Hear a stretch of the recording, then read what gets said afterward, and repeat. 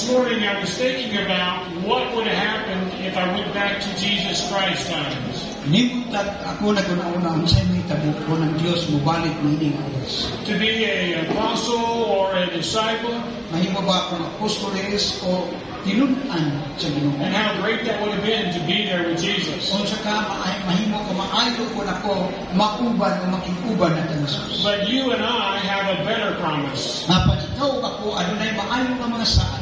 We have the Holy Spirit living inside of us. Doon kita'y balaang Espiritu Santo nga nagpuyo sa sulod ka na. So we have more power, Busa na ka nato ang gahom more ability o labaw pa ng mga katakos than even the apostles. na bisan pa sa mga apostoles. The Holy Spirit lives inside every believer. Ang balaang Espiritu Santo nagapuyo-puyo sa matag usa ka mga magtuto. So I want to talk about that word disciple. Unsa man wadto kita sa pulong nga tinunan o estudyante.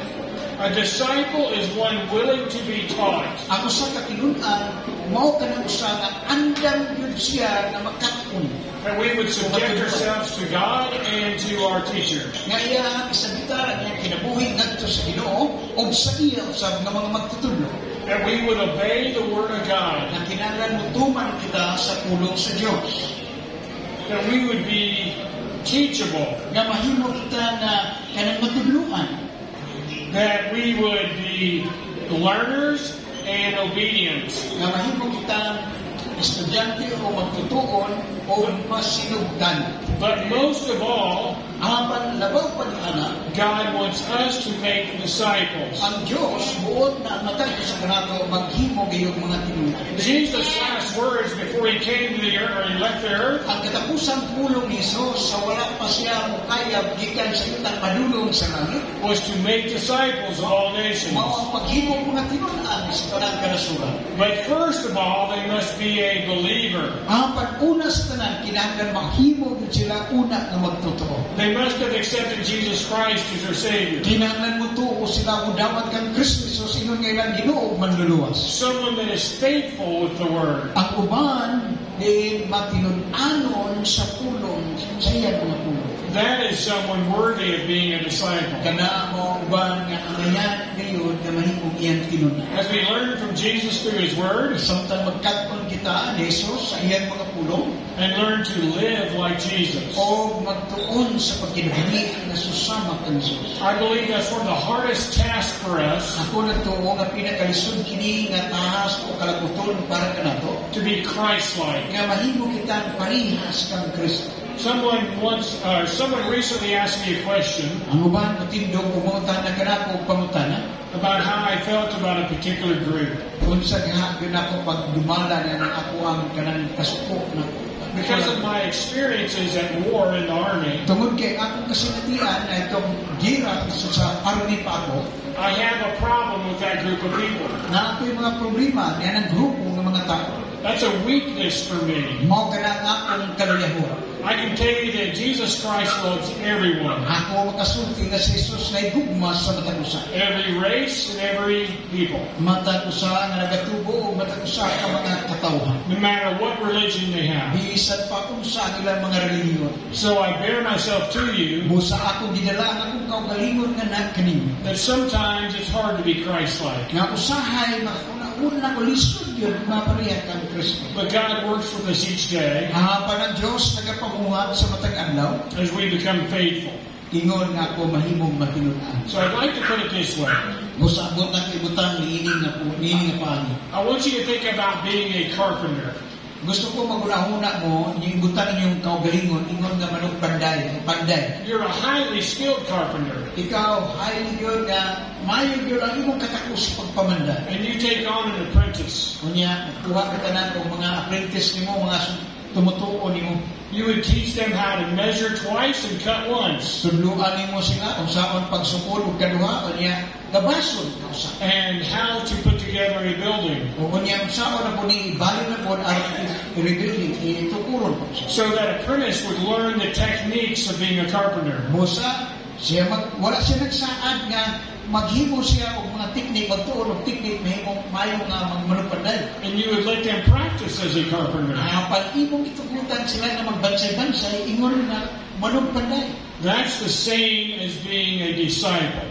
Mausap ka na ang buot ingon nga tinunan. Learning the skills, Magtuon sa katakos, living the word, magatuon sa iyang mga pulong, being an example. o ingon mahimong halimbawa o pananglitan, But what we need panon sa mga atong gikinahanglan, are more people willing to be the carpenter trainer, the disciple. na natong pagkamaayo nga mga tao, andam, magtuon, ingon nga mahimong panday nga disciple. Let me tell you one more way. Magasulti sa makuglain ang sab nga paano. What if I was a soccer coach? Unsa kahapon ako sa ka-soccer nga coach. Would I just hand the manual to my players So, kanugayan, kanunay ba ko maghatag yung pagtagad sa akong mga player? and then walk away? O niya, di ko tagad, o niya, ako silang diyaan, No, I would not. dili ngayon. The Bible is not there to be a bunch of rules. Di lamang ang Biblia nagsulti og daghan kayo nga mga rules o mga patakaran. It's there to show us how to live. Apan ang Biblia sa magpadayag kung saan nato pagkilala. God knows because He made us. Ang Dios na ibalo to kinas nagabuhat siya kanato. He knows what makes us happy. Na ibalo siya kung unsa ka nga magmanipal. He knows what would make us sad. Na ibalo siya kung unsa ka kung magsubok ka. But to be a disciple, we must practice. Apan ingon nga iyang mga tinunan kinahanglan magbansay-bansay niyo. You didn't learn to kick goals the first day. Dili na nimo murag kalit lang makabot dayon na ang gamay nga semana o mga adlaw sa daliko nimo pagkabot. You practice and practice and practice. Kay naalala matag adlaw magtuon o magbansay-bansay, magbansay-bansay. So is the life of a believer. Tungod kay mao kini ang kinabuhi sa usa ka magtuo. One willing to be taught. Ang usa nga willing o andam gayon nga masultian. One willing to be encouraged. Ang usa nga andam nga mudasi. One willing to walk alongside of someone Ang else. uban usa nga kinahanglan siya nga ubanan niya uban. So that's what being a discipler is. Ingon mao ni ana ang disciple ang kahulugan. Willing to make a difference in someone's life. Nag-andam gyud ikaw nga maghimo og kausaban sa uban nga kinabuhi. So, but to be a disciple, we must also hide the Word of God in our heart.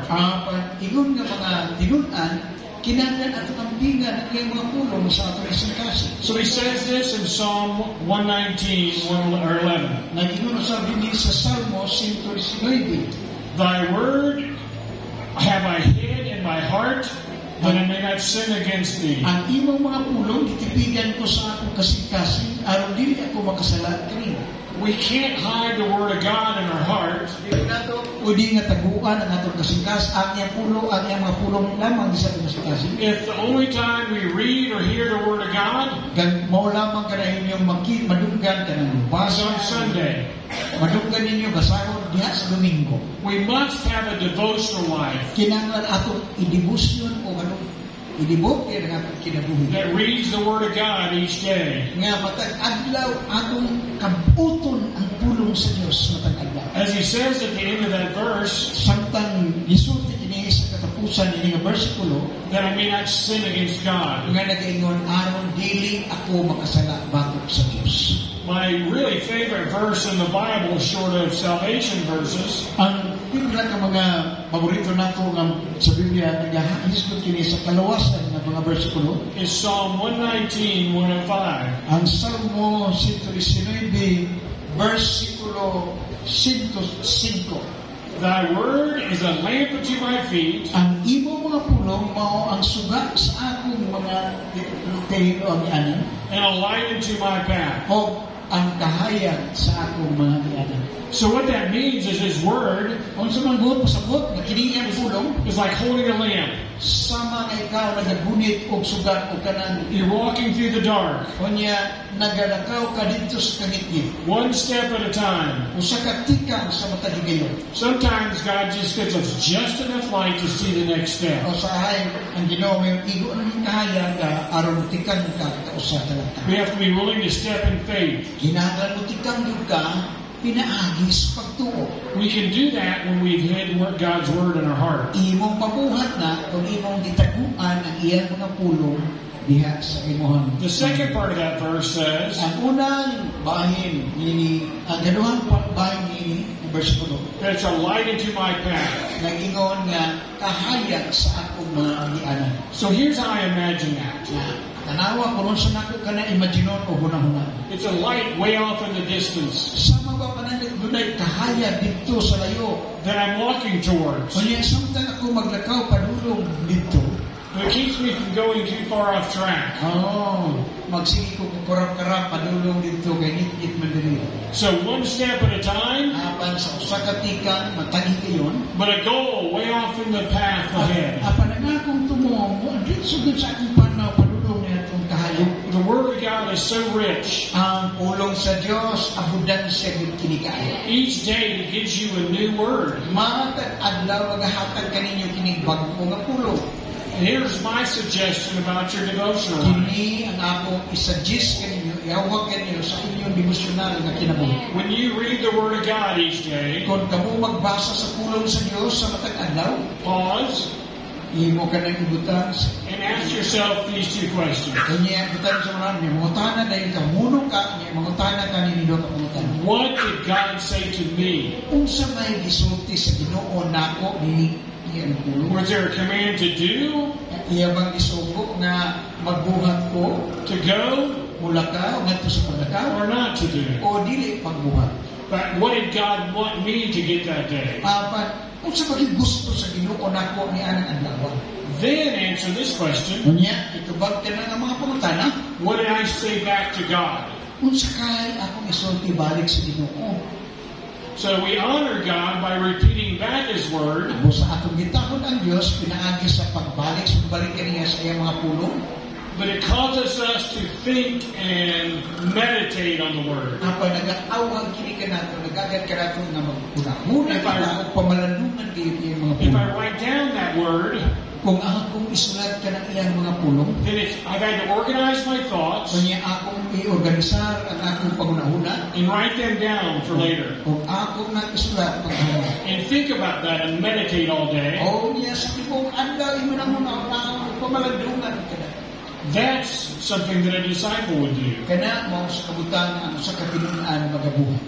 So let me tell you a story about two men. Tungod ko nga magsaysay kaniya sa istorya o kasaysayan sa duha ka tawo. Both of them were building a house. Duha sa ilaha nagtukod og balay. The first man did all kinds of research. Ang usa ka tawo wala gyud kaayo siya nagtuon, nag-research. He watched videos about building. Iyang gi-video ang building. He bought manuals and read them. Kanya nagkuha niya ang mga manual at iyang isulat. He asked other builders questions. Kanya nangutana siya sa laing magtutukod o laing panday, mangutana. But then, when he started to build, Apan samtang nagasugod na sila sa pagpanday, he decided it was too much work to put down a foundation. siya nang kagahan man ay hagong dakat man ay trabaho nga nagimog foundation na. So he put up the walls, Busa iyang iunahin In the roof. ang mga to. and you know what could happen. Kung yan ay balok ka kung sa inay ito. The other man did the same thing. Ang lain sa nga tao, naghimo sa lain. He studied and researched, Iyang itunan, iyang yung isusi yung mayo. but he listened to the advice Apan naminaw siya sa mga tambak of the builders. sa usa ka magtutukod. He laid the foundation. Busa ilang itan ang pagtukuranan. So we, as believers, Ingon nga kita mga magtutuo, need to read the Word of God kinahanglan basahon nato ang pulong sa Dios. and build that foundation, which is Jesus O Christ. yung ato tukuron ka na foundation nga mao ka na si Jesus Kristo. Or we can ignore the Word, Pwede nimo ibaliwala ang pulong. and then when the house falls O down, niya ko lang balay matumbang, we have no one to blame but ourselves. wala na laing mahayon gawas imong kaulihan. Let me illustrate it one more way. Tugod ko nga maghahatag ng ilustrasyon sa laing kumpanya. There was a man that went to the doctor because he was in severe pain. Ngayon sa katao nga niya sa doktor tungod sa grabe na gyud nga kasakit.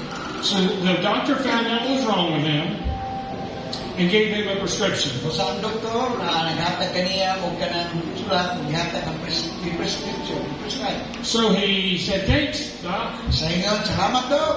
He took the pills home. imo gihan, ikuha niya ang tambal o tablitas, kaya balag. You put them on the shelf Apa niya ang ibutang dito sa kutananan. and never took one. Kunyawa, yun siya matilaw sa usak. And then you wondered why he was in pain. Kunya, nga siya nga naman manawa yan kasakit. God knows what we need.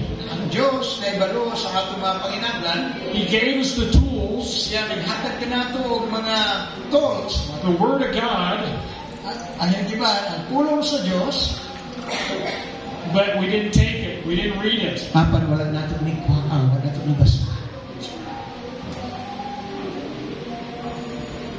A disciple is one willing to be taught, Ang sa katinunan, mo kining andam gayud gusto nga magduan and be willing to follow. ug andam sa pagsunod. So he had the cure, Busa naunta niya kaayuhan, but he chose not to keep it. apan iya man dipili nga di siya magpadayon. Sometimes we do that as believers. Usahay magbuhat ana ingon nga magtotoo, God tells us what to do, ang Dios nagsulti ka nato unsay ka atong buhaton, but we don't take it. apan dili nato na dawaton. But it's even harder if we don't read the Word. Apan nagkalisod Ginoo, nagkasamot ang kalisod kung di nato basahon ang iya mga pulo. So now we need to talk about living out God's Word if we're going to be a disciple. Busa karon magtuon sulti na po kita sa pagkinabuhi ngadto sa gawas ingon nga tinunan. So he says in James 1:22, Nagasulti usab diha sa Santiago kapitulo 22, 1 verse 22. be a doer of the Word, Ingon nga magabuhat sa iyang mga pulo, not just a hearer of the Word. dili lamang paigo nga maminaw sa iyang mga pulo. Again, that's James 1:22. Makausa na ana sa Santiago kapitulo 1 verse 22. James talks about showing your faith by your works. Si Jim o Santiago nagsulti nga tinuod ngayon nga ang imong pagtuo mapuslan, magbuhat yun ka. That's evidence of a relationship with God. Tungod kay mo man ka ng ebidensya sa imong relasyon sa Ginoo. So when people look at your life, Busa ko ng tao magtanaw sa imong kinabuhi, do they see a doer makita ba nimo nga siya nagapamuhat or just someone who hears and ignores? o ang uban lang naminaw o iyan ang wala niya nabasa. I was thinking about this morning. Busa naguna-una ko niining buntag, I had a really good friend when I was in the Army. una-una ko akong ilantaw balik ang akong maayo o higanan ako dito sa army. We shared the same room and the same job. Parehas ni sa amo ang kwarto, parehas ako amitan sa akong parehas na trabaho as sundalo. We bought a car together. We traveled together. Sakay ni sa sakyanan o biyahe ni uban sa sakyanan. And we worked out together. Panusahay kami sa nagbansay sa I haven't seen Gary in 30-some years now. wala na ko makailan o kita sa iya sunod na sa 30 katulog. Recently, he contacted me Hapan diya may kontak siya kanako, through Facebook. pinaagi sa Facebook We had a phone call. na kami tawag sa telepono. I talked about what God was doing in my life. Ako siya gibalitaan kung yun sa Diyos pagpamuhat sa akong kinabuhi. We promised to get together. Nagsaad niya nga magkita ni. But you know what happened? Apan, may balabamon sa nitabo. He never answered another call or text. Wa na siya, di na siya mutubag sa akong tawag, sa akong text. Why do you think that is? Kung sa kayo yung unahunan, My light was taking over his darkness. tungod kay ang akong nakahayag, mukuha man sa saya dito sa kalimutan. The world doesn't like it Ang kalibutan din gusto rin when your Christian faith, kung ang imong Kristohanon nga pagtuo, the light of God shines through you. nga ang kahayag sa Diyos, magandang naag kanina. He became uncomfortable so much Para sa iya, para dili kahayo hapon sa iya, comfortable siya. that he ignored his best friend. Mao nga iya na lang i-ignore o gibaliwala ang iyang sugod nila. So yes, there's going to come times So, naay mga panahon usahay, when your good friends kung ang imong sugod nga higala, that you've known your whole life na nahibalaan mo sa imong kinabuhi, will hate and despise you. silad sila o sa nahibalaan kanila ng Kristohanon. But when they have a bad time in their life, Apat kung na ay dili maayo sa imong kinabuhi nga panahon, they'll come running to you. ay maadto sila sa imo. But that only happens Apan kana mahitabo if you're a disciple, one willing to be taught. kung ikaw sa katinunan, andam ka nga makikistorya. It's so important to be a positive light in today's world. Importante gayon nga positibo kita kaayo niining mga panahon sa kalibutan. I can't imagine what you go through every day, Di na ko ma-imagine o mauna-una kung unsa nimo maabot karon. but I feel your pain because I go through my own set of problems. Apan akong mabatian ang imong mga kasakitan kung kani agi ko kulianan ng mga. But one thing I know Apan usa ka butang nga akong nabalaan is that I serve a mighty God. We serve a mighty God. na kita nag-alagad sa halandon o dakong na Dios. He does so much for us. Himo siya dakulan ko alam ka nato. So I can suffer a little, Busa ako mag-antos gamay. but it makes such a big difference when I know I've discipled others. Apan kini maghatag ka na karainan kung akong masayran niya maghimo kong tinunaan antos ko. Next, I'd like to talk about reproducing our lives as disciples. Sa lain sa bagasulti ako kanang pagparanihan magpasanay sa imong kaugalingon ingon nga tinunaan. 2 Timothy 2:2 says this, Sa Kanawang Timoteo, Kapitulo 2, versikulo 2, what you have learned from me, unsa man ang imong nakatunan kanako, entrust to faithful people.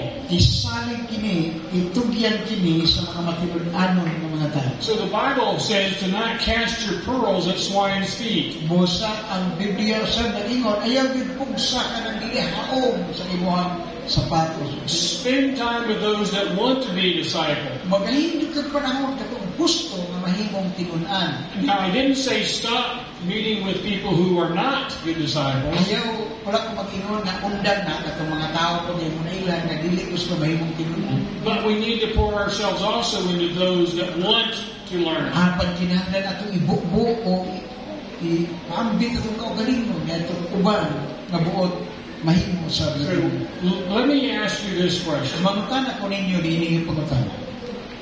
I'm pretty sure that you hear good preaching each week from your pastor. Na matiyan yun ako o nasiguro na ako nga nadunggan ninyo ang mga maayong wali sa inyong pastor. But what have you done with that word? Kung sa kahapon, imong buhaton ka ng mga puno. It's easy to say amen. Sa iyo lang tamingan, Amen! It's hard to make changes in our lives. Apan, lisod ang paghatag kausaban sa atong kinuha. So the Bible said here in 2 Timothy Ang Biblia nagingon, hindi sa Kanawang Timothy, to entrust it to faithful people. ngayon mo yung ipiyang kini na itong kasaligan ng mga tao. I don't know what's in your heart, Wala kong kaibalo, kinsa, unsa ang nasa ng kasingkasan. but I think we can always give more Apan ako, nagunahuna na makahatag kita kanunay ang of labaw. ourselves Sa atong kaugalingon and our time. o sa atong panahon. The phrase that drives my life the most nowadays, Ang pulo nga mag-drive sa atong nahuna sa karon ug sa kadlaw.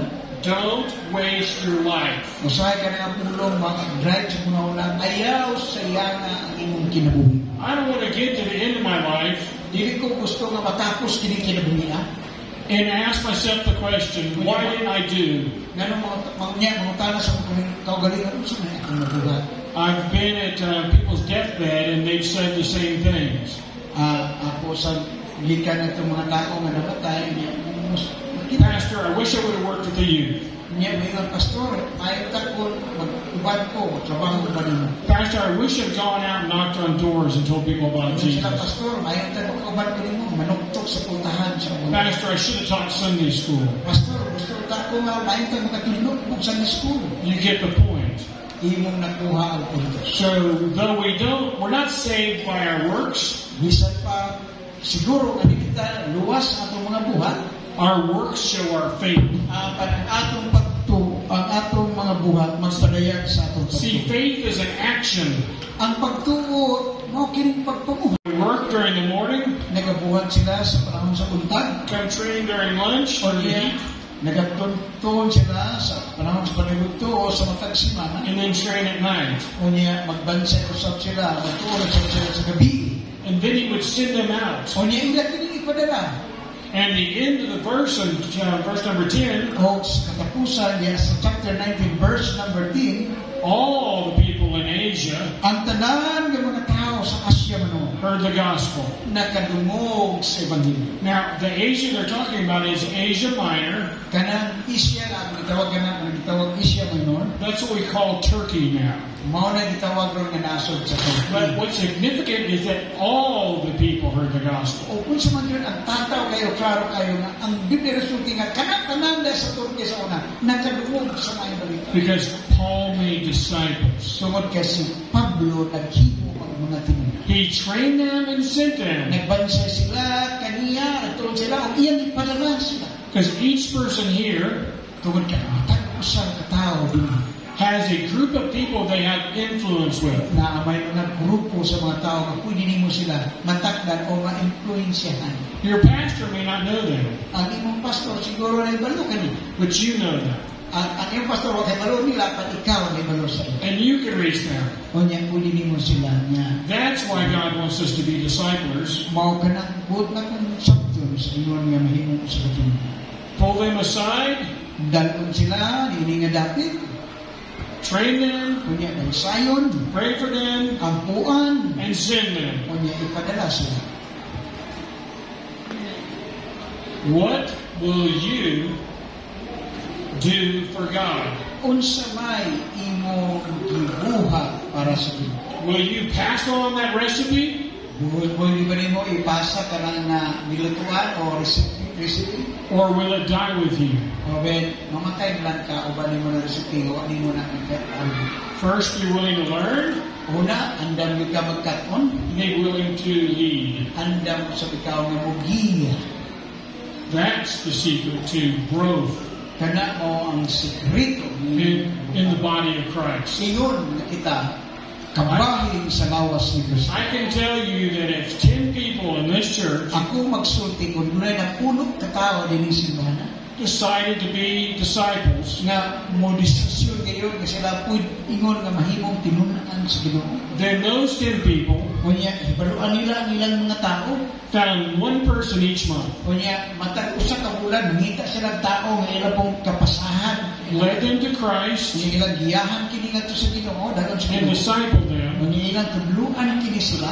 And even if only 30% stayed with it, Bisan pa siguro nga 30% lang ang magpabilin sa atin. in 1 year, Apan sa usa ka tuig, those 10 disciples kanang napulo ka mga tinunan, would turn into 144 people. makahimo kini 140 ka mga tao. Imagine the church with an extra 144 people. Hinugdumi kung kining simbahan madungag karon ang 140 ka mga tao. Imagine how good you will feel Imagine maayo na maayo unsa ka maayo ang imong mabati. when you see someone come to Christ Kung imo makita ko ba nga niduol kang Christ, and become a disciple, kung mahimong tinunan ni Christ, and then they find someone to disciple. kung niya mangita na po sila sa uban para mahimong tinunan. I know this plan will work. Naibalo ako nga kini nga plano mapuslan ngayon. It's God's plan. Tungod kay mao man yung plano sa Dios. There's a book similar to this Na ako libro nga sama niini that will help you. nga mutabang sa iyo. Your pastor has these, Ang ating pastor na anini, and we'll be printing more. o niya mag-printing ka ang labaw pa niini, udaghan ka kung ano. So my prayer for you today Busan ako pag-ampo kaninyo karon. is a challenge Mao ang paghagi, mao pag-aw, to decide to spend the time nga mo desisyon ikaw nga magahin og panahon to learn, nga magkaton then share. o niya magpaambit. God, the Holy Spirit, Ang Dios pinaagi sa balaang will espiritu help you. motabang kanimo. So even if you don't think you're capable, Nga bisan pa sila nga una-una ka nga dili gyud sila kapabol dili sila sarang. the Holy Spirit will help you. Ang balaang Espiritu Santo motabang kanimo. A teacher who needs God's help Ang magtutudlo di na kinahanglan sa tabang sa Dios. is better than the teacher who thinks they know everything, Labaw pa na kamaayo sa ginauna ninyo mga magtutudlo nga imong ginahon. because they rely on God, Tungod kay kini sila magsalig lamang sa Ginoo. not on their own strength. Dili sa ilang kaugalingong kusog. That's the difficult thing for a person like me. Kana mo ang pinakalisod nga kabahin sa tao nga sama kanako. God gave me the ability to talk and teach. Ang Ginoo naghatag kanako ang abilidad sa pagsulti o pagtudlo. But sometimes that gets in my way. Apan usahay gimo ko sa akong kaugalingong paagi. Whatever stage in your Christian life you're in, Ug asa naman mo ang karon nga bahin sa inyong pag-alaga. it's the time to start now as a disciple. Kini ang panahon nga magsugod kita karon paghilom mo atin. Not because you want to work for favor with God, Dili ingon nga trabaho ka aron paboran ka sa Ginoo. but because you want others to share Apan tungod kay buot ikaw ang uban sa mga paanggit in the abundant life that God offers. sa kaya sa Dios nga iyang gitagmo. I don't want to go to my friend's funerals Dili na ko gusto nga mahadto pa sa haya sa akong amigo. and wonder if they're saved or not. O niya, matingala ko, kanina ko amigo naman kay Boss, magani ko. I need to know by sharing. Kailangan may balutan din ako karoon, pinaagi sa akong pagkalanggit. I want to hand this time off Busa, gusto ko nga ako kuhan kini nga panahon, to Pastor Eddie itong Pastor Ili, to lead an invitation time, a challenge for you. na maghatag kayo niyo og hagit sa mga sa asa paghagit. Okay, may suorin na ang atong Biblia nag-ingon si Paul sa Episo Kapitulo 5, versikulo 16, redeeming the time because the days are evil. Grabe ka rin ang panahon. Wars, numerous wars. Tanggalin mo makita ka rin. Christ is coming. But the last word of Jesus Christ is very important. Itawag ka na Great Commission because sa pagkaya niya kay Chad, go, preach the gospel, and make disciples.